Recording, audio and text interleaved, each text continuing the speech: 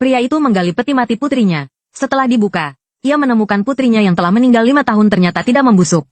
Itu karena putrinya mengenakan sebuah liontin giok misterius. Adapun alasan pria itu membuka peti mati, karena putrinya sebelum meninggal sedang hamil 8 bulan. Seorang master di samping memberitahu pria itu, selama kedua liontin giok disatukan, putri di dalam peti mati bisa melahirkan anaknya dengan lancar. Saat kedua liontin giok bertemu, seberkas cahaya kemasan yang menyilaukan memancar keluar dari peti mati. Yang lebih mengejutkan lagi, di dalam peti mati, benar-benar muncul seorang bayi perempuan berusia 3 bulan. Namun, master itu kemudian meramalkan bahwa bayi perempuan itu bernasib bintang nahas, akan membahayakan nyawa mereka. Pria yang mendengar perkataan ini, keesokan harinya membuang bayi perempuan itu ke gunung. Ia mengira bayi itu akan menjadi santapan anjing liar. Tak disangka, bunga teratai di sampingnya secara sukarela mengeluarkan embunnya untuk melindungi bayi perempuan itu. Kemudian, seorang nenek tua melihat bayi perempuan itu sungguh malang, lalu membawanya pulang ke rumah. Siapa sangka setelah ia dewasa, gurunya hanya menepuk-nepuk pantat gadis itu. Lalu menemukan sebuah rahasia yang mengejutkan. Segera ia membawanya ke hadapan lukisan Dewa Gunung, dan menanyakan sebuah pertanyaan yang membuat gadis itu malu. Apakah kamu benar-benar masih perawan? Iya. Buka kakimu. Kemudian, tanpa menghiraukan penolakan gadis itu, setelah melakukan pemeriksaan yang teliti, dengan gembira ia melaporkan hal ini kepada kepala klan. Kepala klan segera memanggil beberapa orang untuk berdiskusi. Keesokan harinya, mereka mendandani gadis itu seperti pengantin wanita, lalu mengirimnya ke kuil Dewa Gunung untuk melakukan ritual pernikahan. Kepala klan dan rombongannya sama sekali tidak menyangka, semua ini adalah rencana matang gadis itu. Ternyata, desa tempat tinggal gadis itu selalu memiliki tradisi mempersembahkan korban kepada Dewa Gunung setiap bulan Juli. Akan dipilih seorang gadis muda belia, untuk dikirim ke gua kediaman Dewa Gunung untuk tidur bersamanya. Konon katanya, jika mengandung anak Dewa Gunung, maka akan dapat memberkati keturunan. Namun, selama puluhan tahun, gadis-gadis yang terpilih semuanya pergi dan tidak pernah kembali. Maka, secara bertahap muncullah desas-desus yang mengatakan bahwa kekuatan Dewa Gunung sangat besar.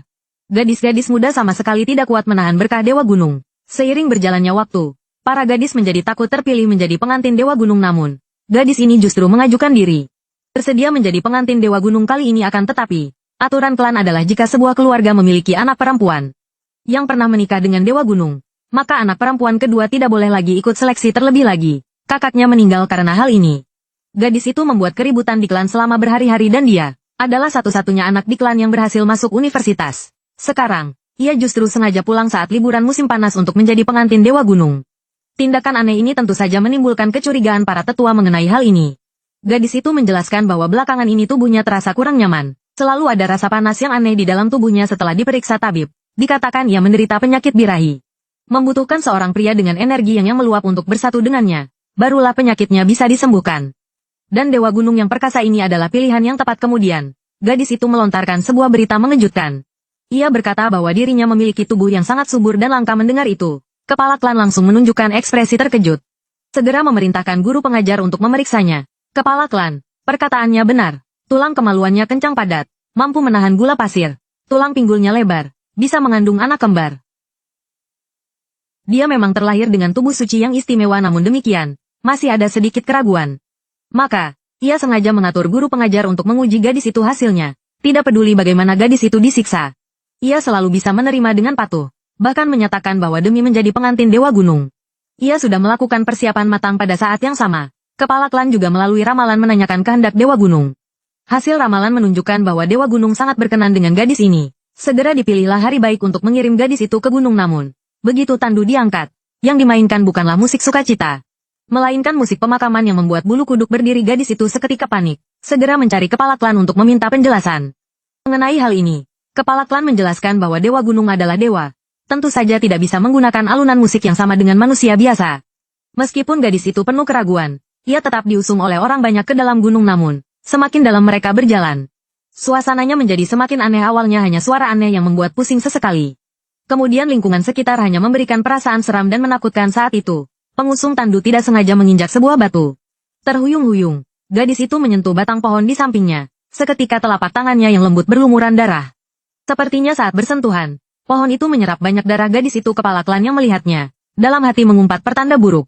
Di hari bahagia seperti ini malah melihat darah. Namun, gadis itu berkata ini adalah pertanda kebahagiaan berdarah yang sudah ditakdirkan.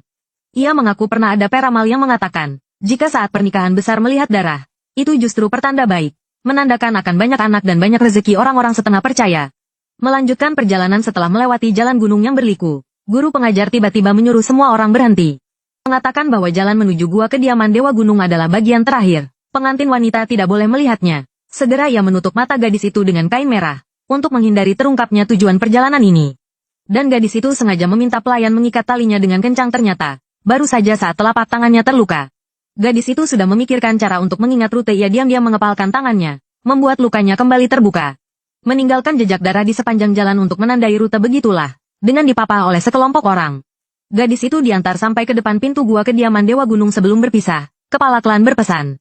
Ia harus mengandung anak Dewa Gunung baru boleh keluar. Ia juga berpura-pura baik dengan berkata. Harapan seluruh desa ada di pundaknya. Kepala klan, Anda tenang saja. Dengan tubuh saya yang subur ini, saya pasti akan keluar hidup-hidup sambil mengandung anak paduka Dewa Gunung. Salam hormat Dewa Gunung. Nama hamba Chen Simei. Permisi. Apakah Anda paduka Dewa Gunung?